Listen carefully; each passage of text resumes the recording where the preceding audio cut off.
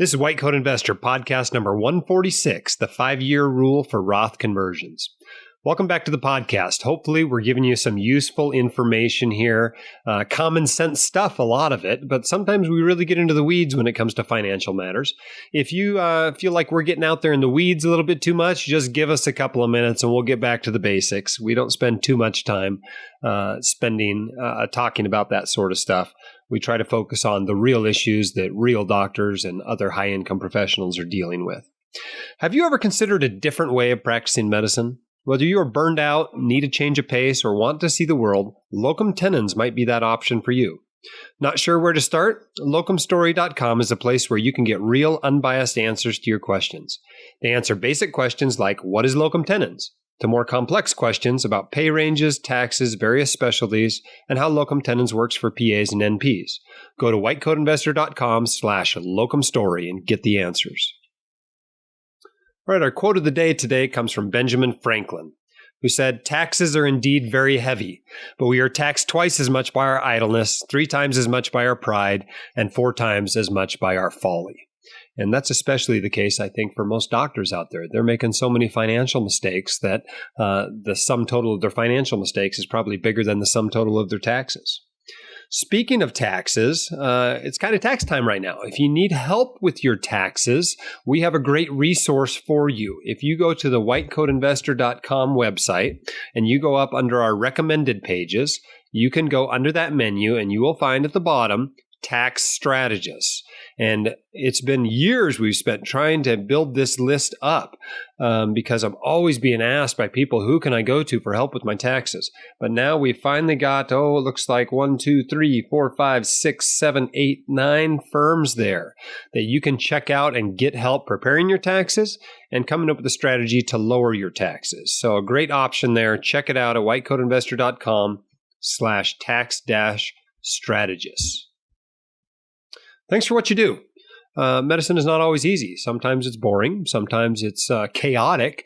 Sometimes it's difficult. And sometimes it's just heart-wrenching. But if nobody's told you thanks today, let me be the first.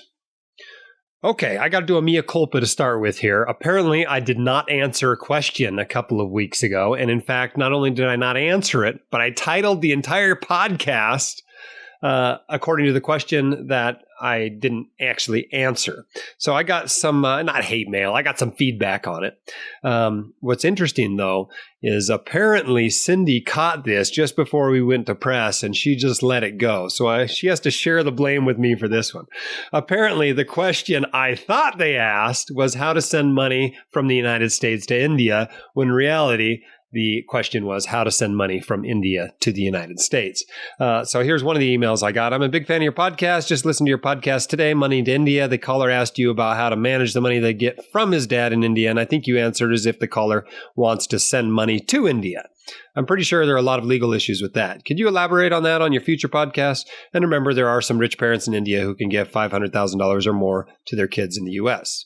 And I got another one. I just listened to this podcast. I think you misunderstood the question from Prashant based on which you have titled the podcast. I think what he was asking is his parents waiting to send $500,000 worth of money from India to the U.S.? And I think that's what he was asking about. How can he park that huge sum here?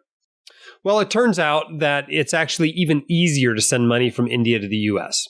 During any given financial year, which in India is April to March, you can send $250,000 from India to the U.S., no questions asked. There are no regulations on it. There are no taxes due on it. So if you wanted to send $500,000 to the U.S., you could do it. You just have to split it between 2 different financial years. No big deal. Although it's not incredibly difficult to send money to India as well. That wasn't really what they were asking. In the U.S., it's interesting. The U.S. has a gift tax on the person who gives the gift, and India taxes the person who receives the gift, which makes it even easier to bring money from India to the U.S. because you are doing neither of those things. You are neither giving the gift in the U.S. nor receiving the gift in India. So it's pretty easy. Okay, let's go on to our next question. This one from Michael. Hi, Dr. Dolly. My name is Michael. I'm a first-year medical student in Kentucky. I'm married to a physician assistant who has about 110, 115, somewhere in that $1,000 of debt from all of her schooling combined. I currently have no debt from undergrad, thanks to my father, who's also a physician, who suggested I start thinking about finances now and try to learn from some of his failures. He's actually paying for my education, so I will graduate medical school with no debt. I'm very fortunate. Because I'm so fortunate, I've been thinking a lot and listening to a lot of things, and I've been on your podcast for a while now, and I have your book, and I would just like to know if you had any specific advice for a youngin' like me. I know a lot of my classmates haven't even thought about that. They just kind of write it off as, well, I'm in debt anyway, so who cares? But I don't want to be that way, but especially since I'm not in debt, or I won't be in debt from medical school. I do have some family debt, like I said, with my wife, but I would just like to know if you had any advice for getting a jump on the game, because I don't want to be the average person who's got a lot of debt. I want to capitalize on my blessings, which is being debt free. So any advice you have would be great. Thank you. And I really appreciate your podcast. Thanks. All right. What advice do I have for a medical student with no debt at all? First of all, congratulations. There are a lot of very bitter people who just heard that, who are frustrated with their student loans and can't believe that you are so fortunate as to not have any. But the truth is about 1/4 of medical students don't have any debt at graduation. And that oftentimes comes from them getting a lot of support from their family. I mean, remember that the population of medical school definitely skews toward the higher income quintiles. I think something like 70 or 80% of medical students come from the top 20 to 40% of the population. And so it's not surprising, I guess, that a fair number of medical students don't have any debt at all.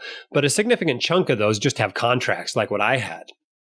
I had a military contract, and when they asked me that question on the exit survey as an MS4, I put no debt because I didn't have any financial debt, but I owed time debt. And so I think a significant chunk of those folks are also military docs and people with other sorts of contract style debt rather than financial debt.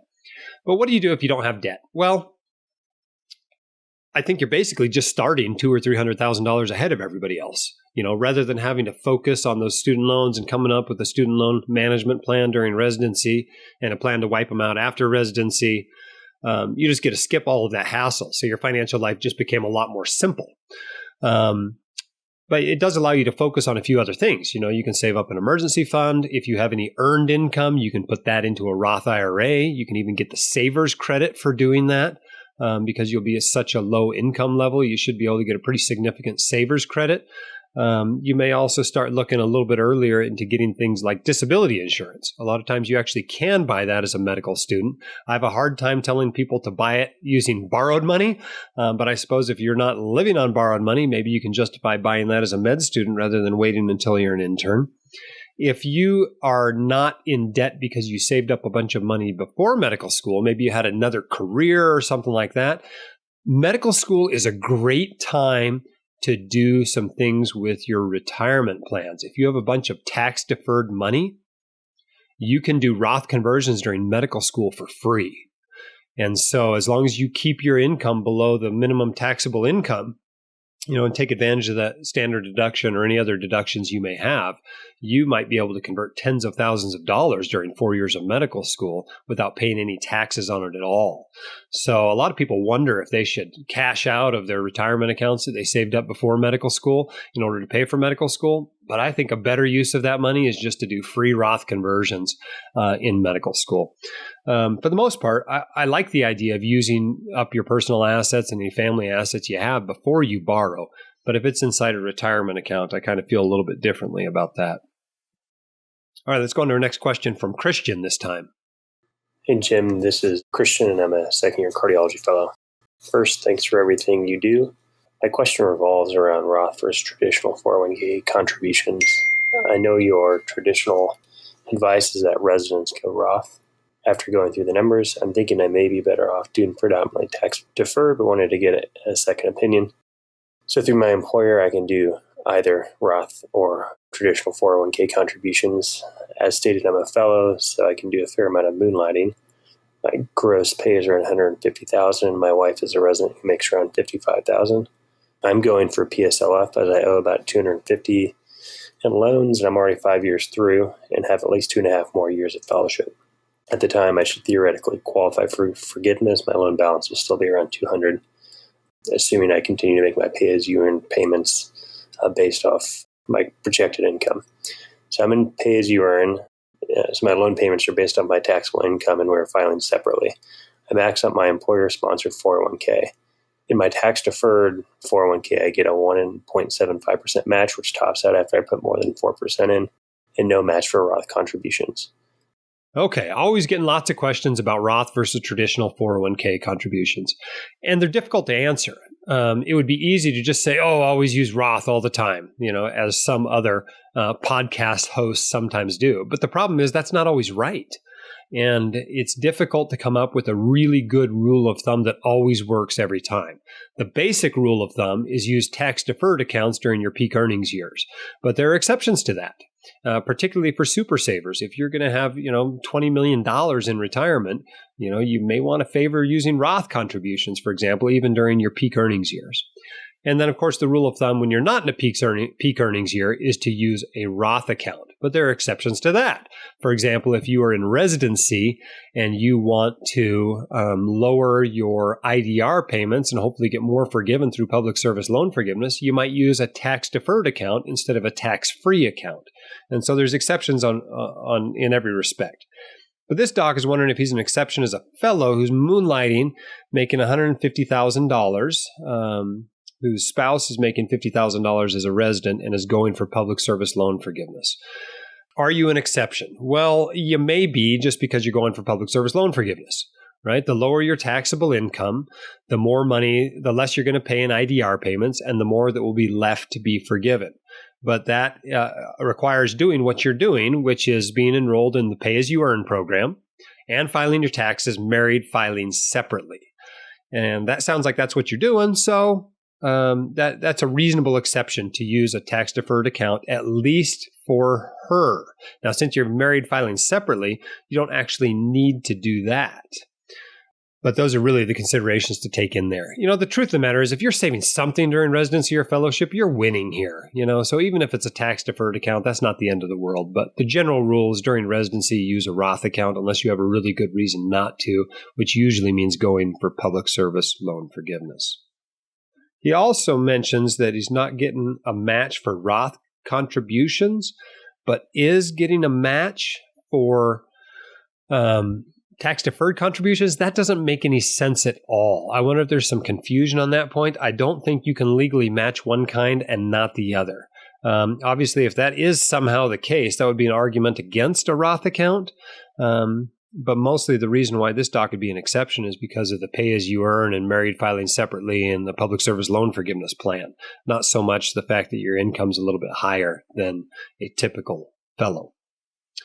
All right, for those of you who have heard about Alpha Investing Fund 1, that's closing here at the end of the month. If you're still interested in investing in that, go to www.whitecoatinvestor.com/alphainvesting. If you have no idea what I'm talking about, but you're interested in learning more about private real estate, syndications, or funds, be sure to sign up for our real estate opportunities email list at whitecoatinvestor.com/newsletter. All right, our next question comes from Andrew. Hi, Jim. I have a somewhat unique question regarding HSA contributions. I'm a partner in a medium-sized private practice radiology group. We use health equity for our partners and employees. The practice funds each partner's HSA in full in January of each year. For example, $7,100 one-time contribution for 2020 to be made in January. Last year, I transferred the entirety of my health equity balance into a personally held Fidelity HSA account for its lower fee structure. All of my other partners continue to hold their assets with health equity and are not interested in switching for various reasons. Will I need to continue to have our bookkeeper deposit my funds into my empty health equity account each year going forward and then transfer it to my Fidelity account every year, which requires some paperwork? Or am I allowed to have her deposit it directly into my personally held Fidelity account? Our benefits manager seems stumped when I ask this, and I cannot seem to find a good answer online. Thank you for your time and all that you do. Okay, he wants to know if his employer can contribute directly to the HSA he's opened on the side. Well, I guess they could, but they generally won't. It typically has to go to the employer's designated HSA in order to get those employer dollars contributed or for you to save payroll taxes on it. Now, you're allowed to put HSA money anywhere you like, but if you want to save the payroll taxes, the Social Security and Medicare taxes on it, it's got to go through payroll. And that usually means it's at least going to stop in your employer's designated HSA for a while. Now, you can do a rollover once a year and move that to your preferred HSA location, whether that's Lively or Fidelity or whatever. But otherwise, you've either got to not get those payroll tax savings or you've got to go through your employer's designated HSA. If you're self-employed, of course, it doesn't really matter. You know, if you're a partner, you're on a 1099, you might as well contribute directly to Fidelity. But I couldn't tell from this question whether Andrew was an employee or not, so I had to be a little bit more general in the answer. If you need a self-directed 401k, you can check out whitecoatinvestor.com/my401k to learn more about how you can use your 401k to invest in more than mutual funds. All right, next question comes from Phil. Hi, Jim. My name is Phil, and I'm a software engineer in the Bay Area with an arcane question about mega backdoor 401ks and 5-year waiting periods. I got into a bit of an argument with a colleague about this, and I was hoping that you could help settle it.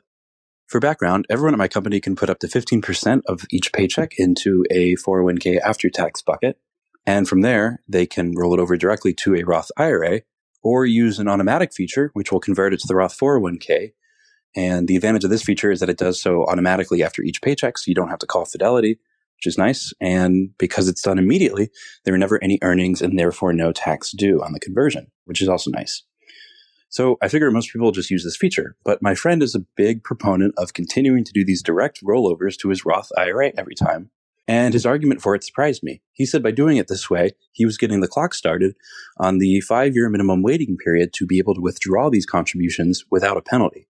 He said that if you instead convert it to the Roth 401k, and then in the future you leave the company and roll that money over to the Roth IRA from there, that starts the timer then, which is undesirable. I thought initially that he was just plain wrong, but after some Googling about this, specifically with how it works for the mega backdoor 401k, and going through some very long Boggleheads threads, I realized this is much more confusing than I thought.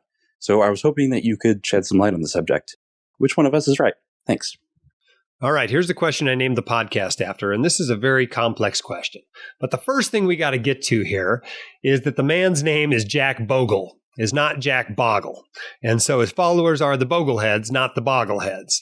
And if you've only ever read the word, I suppose I can forgive you for mispronouncing that. But once you've met the man, it's hard to mispronounce his name. So I think it's important to correct that. But remember, with regards to the 5-year rules, that there are 2 5-year rules regarding Roth IRAs.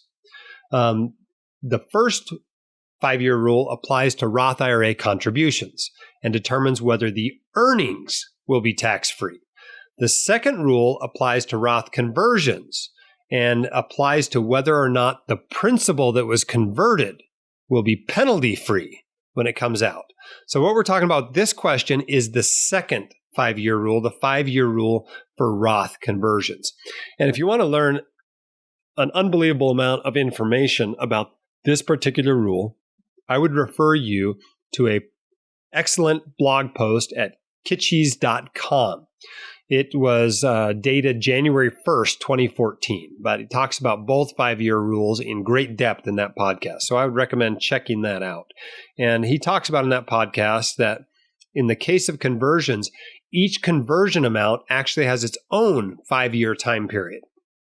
So with multiple conversions, there may be multiple different 5-year periods underway at once. And when withdrawals occur from the conversion amounts, they're deemed to come in on or to come out on a first in, first out basis. So that means that the oldest conversions, the ones most likely to have finished their 5-year requirement, come out first, and the most recent conversions come out last. And so that's a good thing. But to understand the purpose of this rule, why do we have this rule? Why does it have to be in there for 5 years before we can get it out penalty free? Well, imagine one of these scenarios. Okay, Let's say somebody's 40, they want to get into their traditional IRA money. And if he took a withdrawal at this point, he would be subject to not only ordinary income taxes, but a 10% early withdrawal penalty. But if he converted his IRA to a Roth IRA, he would have to obviously pay taxes on that conversion, but he could now take out the after-tax principal without paying any penalties. So by doing the Roth conversion, you would be able to get around paying the 10% penalty, which obviously would be tapping it, before you got to age 59 and a half. And so that's why they have to have the 5-year rule in there. So you can't just do that. It just would allow you to get around the IRA withdrawal penalty.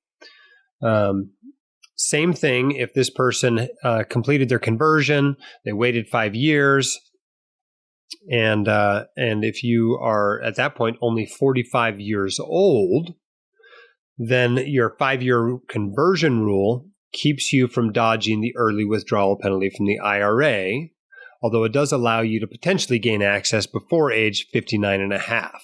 Okay? You just have to wait the 5-year period.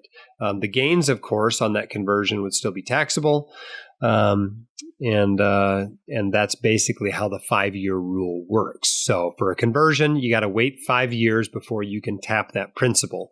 But principal, you can take out at any time without having to pay a penalty. It's only earnings on a Roth IRA that you have to pay penalty on if you take them out before age 59 and a half. So in general, the strategy is start the clock as soon as you can, so you can get your money tax-free and penalty-free as early as possible. So this sort of planning is really important for FIRE types, right? Financially independent, retire early, someone who's going to retire in their 30s or 40s or maybe even early 50s. But as you get close to age 59 and a half retirement, this becomes much less of an issue. At that point, you've probably got other resources you're going to be tapping before you get into your Roth IRAs. You can use the substantially equal periodic payment rule to get to your money before age 59 and a half without paying any penalties. It's really only the really early retirees that mess with this sort of planning. So remember, okay, let's get to the question now. The question was not necessarily about IRAs, but about 401ks. So when a designated Roth account from an employer retirement account is rolled into a Roth IRA, the years in the Roth employer account do not count toward the 5-year rule. You get your own 5-year rule once it goes into the Roth IRA. So all that counts is that original 5-year rule for the Roth IRA. So if there was no existing Roth IRA and the rollover from the Roth 401k created the account for the first time, that starts a new 5-year clock for the IRA, even if the old Roth 401k had satisfied its own 5-year rule.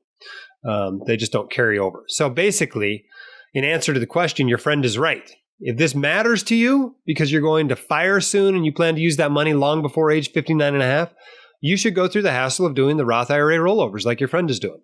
But for many, many people, this just doesn't matter because they're either not going to retire early or they have other funds to spend first rather than their Roth IRA principal. I mean, that would be one of the last things I would be wanting to spend in retirement. I'd be going through my taxable money and any 457 plan money I had and that sort of stuff before trying to go after my Roth IRA money. So if that's your situation, then you're right too. So both you and your friend are right, depending on what your situations are for getting money out of there. He actually called back and left this message.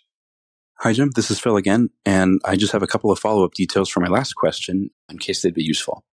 So I called Fidelity to try to get an answer on this, and they gave me one that surprised me.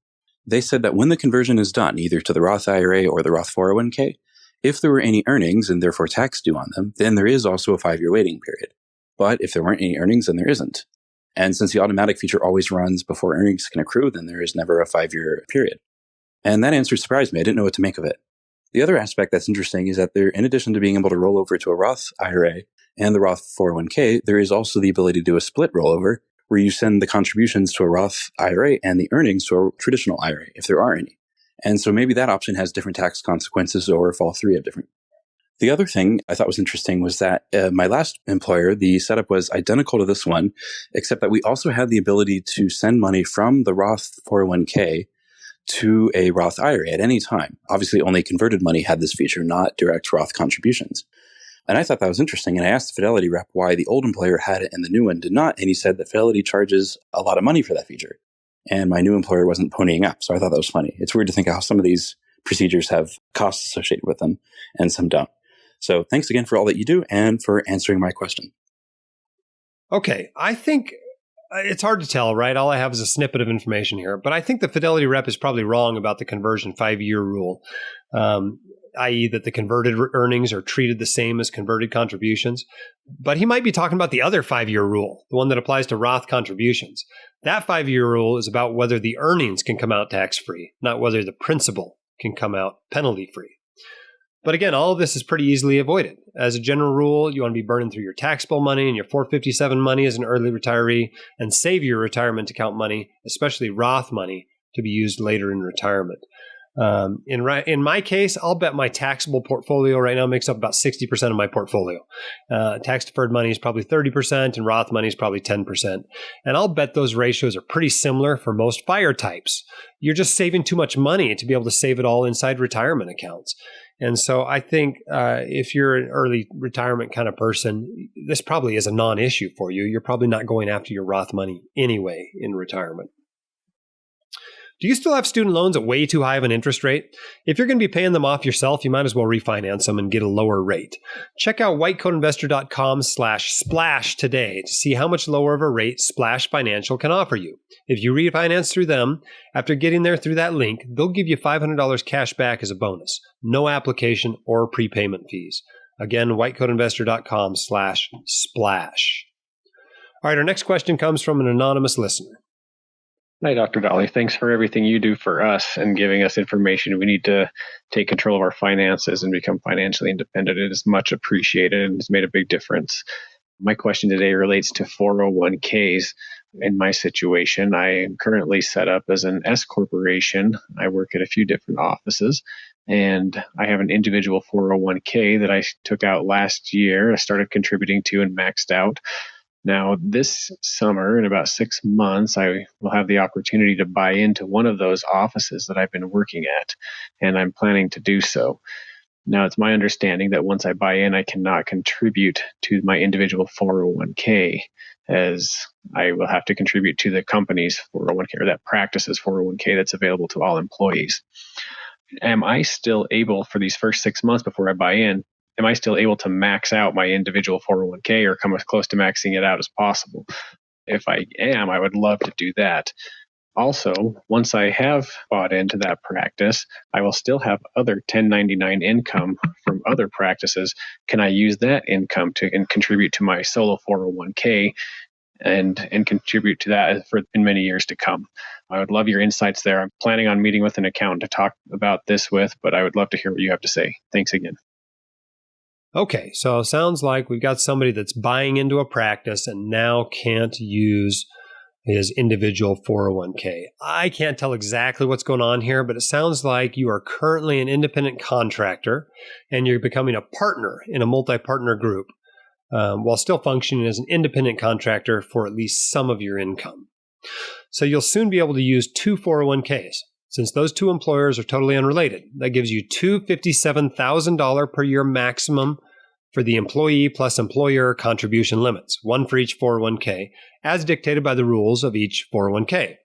But between the 2 of them, you only get one $19,500 employee contribution. So use that one wisely. The way most people in this situation use it is they max out the employer 401k, employee contribution, or at least put in enough to max out the match, and then just put 20% of their self-employed earnings into the individual 401k. If you didn't use your whole employee contribution in your employer's 401k, you can put that into your individual 401k. But usually you only do that if your employer's 401k is really terrible and you're just trying to get the match out of it, and that's it. So I hope that helps. All right, our next question comes in via email. I was wondering if you could do a podcast about defined benefit plans. My accountant states this type of plan would be beneficial for me. I'm paid around $430,000 yearly as a 1099 contractor. I have an S Corp with a solo 401k, which I max out each year. I also max out my backdoor Roth IRA. According to my accountant, I'm able to put away $134,000 a year into a defined benefit pension plan. A little background about me. I'm 37. My husband is a physician and W-2 employee. He makes about $375,000 a year and maxes out his retirement plans, a Keogh plan, and a backdoor Roth. We have no student loans. We paid $550,000 in 3.5 years. Congratulations on that. Very well done. And have a home that is less than 1x our income and no other debt. We're trying to save as much pre-tax money as possible given our large dual physician income. Yes, it is a large income, but it was also a large debt. So very, very well done. And I'm happy to see you saving so much money. You're going to become wealthy very quickly doing so. But $134,000 a year into a defined benefit cash balance plan seems awfully high for a 37-year-old. I'm a little bit skeptical. But if that's what the actuary says, it works out to be, I suppose it could be true. Certainly, I know docs in their 50s that can put up to $200,000 or so into a defined benefit cash balance plan. Unfortunately, my stupid plan only lets me put in $17,500 as a 44-year-old. That used to be $30,000 a year, but now it just kind of goes up every 5 years as you get older. But it's really not until you're in your 50s that you get to put a big chunk of money into there. So I'm a little bit jealous if you really can put quite that much money into a defined benefit plan. Given your goal to put away more tax-deferred money, it sounds like it would be a good idea for you to do it. Even if you can only put in $20,000 a year, which is kind of what I expected you to say, I'd still go for it. I think that's probably, given your goals, a good idea. Are you doing your own taxes? If you are, use the software that I use, TurboTax. They're the industry leader for a reason. Check out whitecoatinvestor.com/TurboTax. And if you need more help than that, check out our list of recommended tax preparers and strategists at whitecoatinvestor.com/taxes. All right, our next question comes from Ayal. Let's take a listen. Hi, Dr. Dolly. I'm an emergency medicine resident in Washington, D.C. I'm a new listener to your podcast and keep hearing that keeping too much money as cash in the bank is not a great idea because it's not doing anything for you. My question is, how much money should you keep cash in the bank and how much is too much? So 1,000, 5,000, 10,000. At what point after saving would you consider moving it to investments? Thank you very much. All right. So how much money should you keep in cash in the bank? How much is too much? Is 1,000 too much? Is 10,000 too much? It's really difficult for me to answer this question because I'm in such a different situation than most doctors these days. We keep much, much more money than that in cash, and it's mostly just for cash flow needs. We have payroll to make and we got business expenses coming out and, we got to make our 401k contributions and all that kind of stuff. And so we end up with lots of money in cash compared to those amounts that you're talking about in this. How much is too much? Well, I think most people try to keep an emergency fund of 3 to 6 months of expenses placed away somewhere, whether that's in a short-term bond fund or whether that's in I-bonds or whether that is in a high-yield savings account or a money market fund or CDs or whatever. I think that's really all you have to keep in cash. Above and beyond that, I think it's mostly just for your own cash flow needs. And if your cash flow needs aren't very significant, then you don't have to keep very much in cash. But if you're spending $15,000 a month, well, you might need $15,000 in that checking account just to keep from bouncing checks, keep from bouncing your automatic credit card payments and that sort of a thing. It really depends on how closely you're going to watch that account and be moving money in and out, knowing when the expenses are coming in and going out. If you just don't want to deal with that, you tend to do what I do and just leave more cash in there. If you are willing to watch it really closely, you can obviously earn a little bit more money on that cash.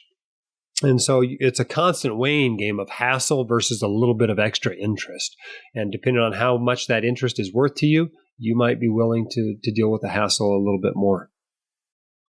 All right, our next question comes via email. I'm a dentist 6 years out of school. I paid off all of my wife and my student loans, which were $350,000. Now that we are debt-free, I max out my employer 401k and opened a backdoor Roth. I make $300,000 as a general dentist, but not get a lot of enjoyment at my job. I would love to go back to residency for orthodontics, but residency for 3 years costs $300,000. Yes, that's different for you physicians who aren't aware of this, but residency for many dental specialties, you still have to pay tuition. You're not even getting a salary. I'm not sure how much more I would make as an orthodontist, but I would enjoy the job more. Am I committing financial suicide by going back into student debt to be an orthodontist? Well, it sounds like it's time to do some more research to decide whether the investment is worth it or not. For example, I know an orthodontist making $225,000 a year, and I know orthodontists making 7 figures. If it's going to make you happier, and it's going to make you enough additional money to justify the investment of time and money, I'd go for it. If not, well, I'd just figure out ways to optimize your practice to get you to fire as soon as possible. But I think those are the decisions to make. If you expect you're going to go into a half-time practice in a tiny town that doesn't have very many patients to do orthodontics, well, it's probably not worth paying $300,000, not to mention the opportunity cost in order to do that. But if you're really committed that you're going to do this for 20 or 30 years and you have a pretty good business mind and you're going to open a practice and you're going to run it as efficiently as my kid's orthodontist, you're probably going to make a killing. And so it would be a good financial move. But the truth is you only get one life. And if being an orthodontist is going to make you happy and being a general dentist is not making you happy, maybe it's worth it, even if it doesn't work out perfectly well financially. Certainly, most orthodontists are not going to have trouble knocking down an extra $300,000 in student loans. They generally make enough more than a typical dentist to be able to take care of that. But that assumes you do a good job and get a nice high income as an orthodontist. All right, next question, also via email. I love the blog. I just had a quick question about my backdoor Roth IRA. I opened it in January 2019, contributed to my traditional IRA for 2018 and 2019, and did the conversion to my Roth IRA the same month through Vanguard. I'm going to fill out my Form 8606 for my 2019 taxes as per your tutorial, which you can find just by Googling backdoor Roth IRA tutorial for late contributions. My 2019 1099-R for Vanguard says my contributions are $11,500 as it should, but TurboTax is saying I contributed $5,500 excess to my IRA for 2019, resulting in a 6% penalty until it is corrected. Since this was for my 2018 contribution, I don't think it is correct that I am in excess, but will filling my Form 8606 correctly resolve this issue?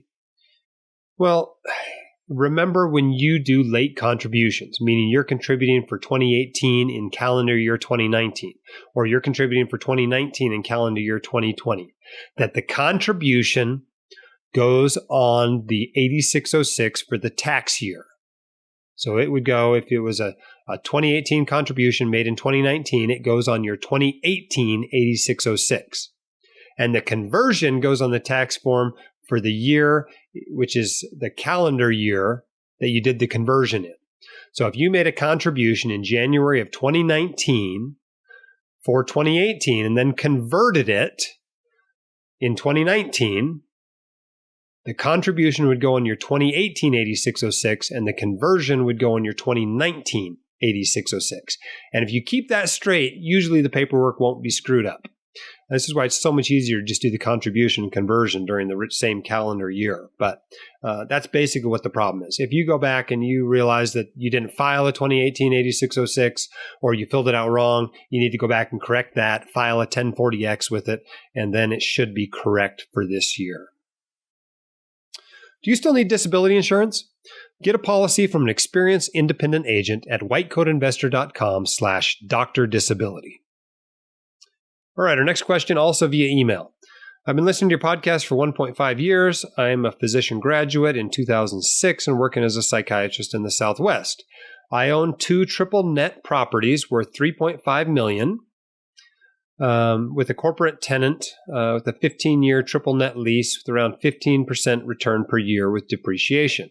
I've never heard any of your guests talking about the benefits of triple net properties with the peace of mind and still being able to build up your real estate with no overhead expenses as long as you have the right corporate tenant like Dollar General or Starbucks. One drawback is I have a $2 million loan on it, which might be not to everyone's like.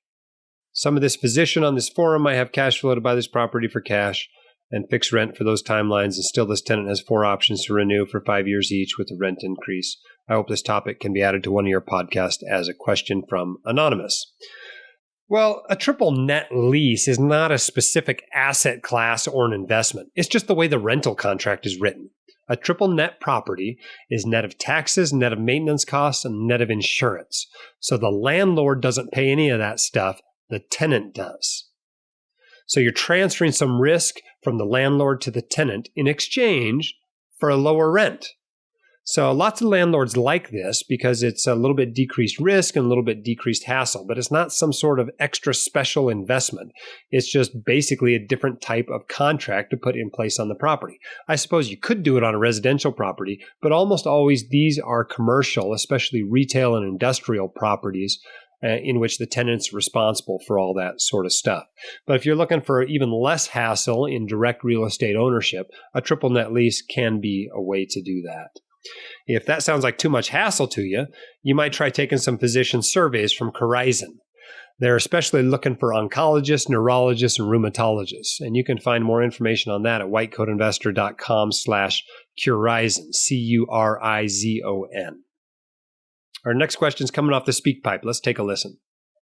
Dr. Dolly, thanks for all that you do. I've been a long-time listener of the podcast. I have a question about the timing of when to contribute to a traditional IRA versus doing a backdoor Roth IRA. Currently, my wife and I have only been doing backdoor Roths. We're both in our early 30s, but we have a marginal tax rate of 35%. I'm a private practice urologist, and she's a CRNA. And I understand the advantage of doing a traditional IRA contribution for the pre-tax write-off.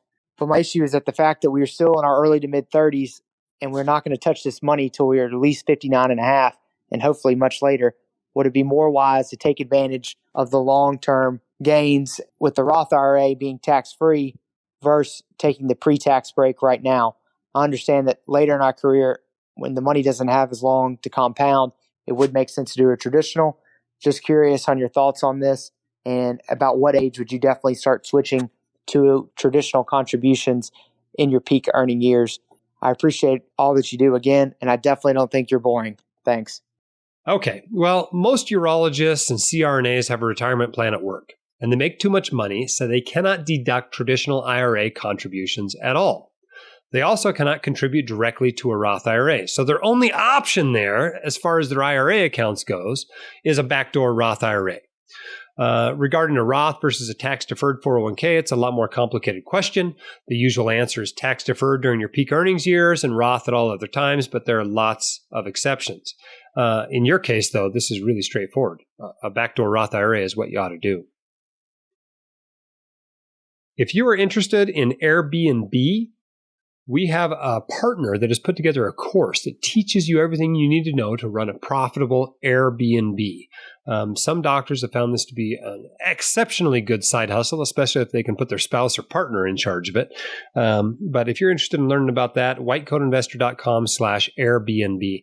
In fact, we have about almost a dozen courses put together by ourselves or by our partners there that you can find under the courses menu at whitecoatinvestor.com, or just going directly to whitecoatinvestor.com/online courses. All kinds of stuff that you can learn from these courses: real estate stuff, billing stuff, financial management and planning. All kinds of courses there that you probably ought to check out if you like learning stuff from online courses. Next question comes from Denny off the speak pipe. Hi, Dr. Dolly. I had a quick question about people with individual LLCs. I am in the process of trying to start a solo 401k versus a SEP IRA for 2020. And the question I had is, what is the difference between a self-directed solo 401k versus a not self-directed? I know the versatility is a little bit more for the self-directed. And to my understanding, you can invest in honestly whatever you want with some limitations. So why aren't every solo 401k and SEP IRA self-directed then? Thank you so much for your guidance, and I look back to hearing from you. Okay, I often hear lots of questions about solo 401ks versus SEP IRAs. But the question here is really, what is the difference between a self-directed 401k and a regular one? Why isn't a solo 401k, or why aren't they all self-directed is really the question. Well, it's a little bit more of a hassle to be self-directed. And the classic example of self-directed 401k or IRA is a checkbook account, where basically you can write a check and invest it in any allowed investment. And usually this means real estate. You can write a check out of this and you can put it into a private real estate fund or a syndication or something like that, and use your 401k or IRA money in order to invest in that sort of thing. But there's a little bit more of a hassle to running the account. Someone's got to keep track of the checks. They got to provide you checks to start with. And so it's usually the big brokerage houses, the big mutual fund houses don't have this feature. You usually have to go to a separate company, usually a smaller company, like one of our partners that you can find at whitecoatinvestor.com/mysolo401k or whitecoatinvestor.com/rocketdollar, and they will help you set up an account like this. Now, what's it going to cost you? Well, it's going to cost you a few $100s in fees to set up and then $100 or $200 a year to maintain it. And so it costs more than going to E-Trade or going to Vanguard or going to Fidelity and just opening a solo 401k and and investing in mutual funds there. But you won't have quite as many investment choices. There's not a right answer or a wrong answer. I've had a standard solo 401k at Vanguard. I've had a self-directed 401k. And, they both have their pluses and minuses. It's just a matter of whether you're willing to pay a little bit more in fees in order to have some other investment options. Okay, I got some feedback via email. Here it is. I wanted to provide some feedback since you often ask for it on the blog and podcast. I refinanced my $275,000 medical school loans through your link with SoFi, and per their email response below, they're not honoring the referral credit. Apparently, I should have requested the credit within 30 days of refinancing my loan. I was not aware of this time frame and assume many other readers or listeners are not either. I just wanted to make you aware to potentially prevent this from happening to others. Well, that's not exactly the way it works. If you went through the links on the site or in the podcast show notes, you get these cashback bonuses automatically. You don't need to request it specifically. But you can't just go to SoFi.com and refinance and then months later ask them to send you a few $100s. They're not going to do it. If that were allowed, they might have to pay me for customers that didn't even bring them, which is obviously not great for them. I can always ask for exceptions there if you're just caught in some sort of snafu, which does occasionally happen about once a month.